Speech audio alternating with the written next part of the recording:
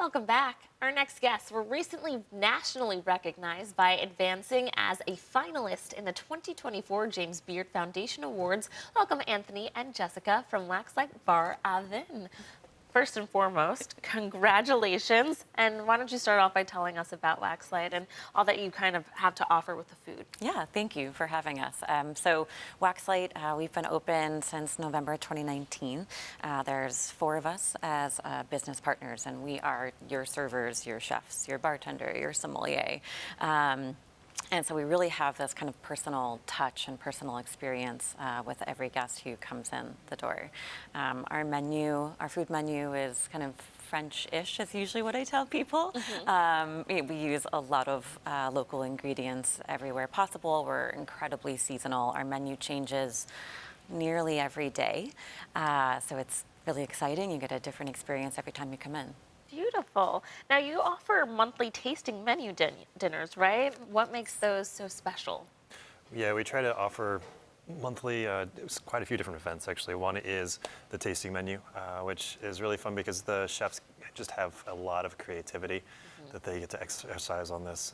So this month, it runs typically 7 to 8 courses, and then Jess and I get to play along and pair different styles of drinks with each course as well. That's right, because both of you are passionate about food and drink pairings, and you both have backgrounds as sommeliers, right? And yes. Tell us how you kind of utilize that with those tastings at Waxlight.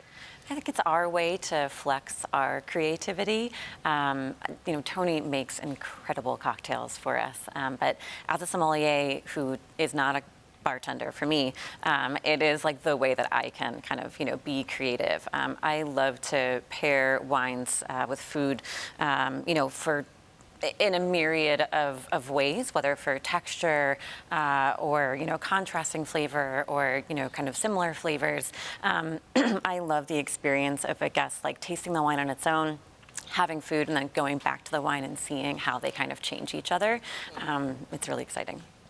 Now, let's talk about the James Beard Award. For our viewers at home, do you want to kind of explain to them what this competition is and what this means? This is a big deal that you guys are putting Western New York on the map like this. Yeah. We've been pretty fortunate. In the past 2 years, we've been nominated twice for the same category, which is the wine and other spirits category. So essentially our entire beverage program that she and I work at daily.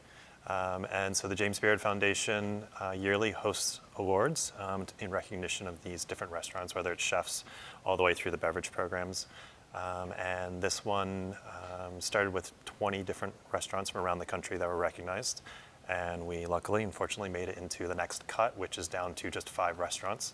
And so we are in the process of waiting for different judges to come through the restaurant to assess us on our skills and just their enjoyment level. And then June 10th, we head down to Chicago for the actual award show. Okay, I mean, just how crazy is it? There's so many restaurants within the country, and then we're in New York, which we're competing with New York City. Right. So this is really such a big deal that you guys are being able to be considered for this and such high esteem, and for the 2nd year in a row to be nominated just is, wow. Congratulations. Thanks. We feel the same way. Yeah. To be like on this national, in the national conversation for food and wine and hospitality, I think it's overdue for Buffalo. There's so much talent here, so it's really awesome to represent our city. Yeah, it really, like you said, it's putting Buffalo on the map. We know, Western New Yorkers know how great this place is, but then when people like you get recognized, it just puts us on a more national level to get eyes on here. We're way more than just the Bills, which is,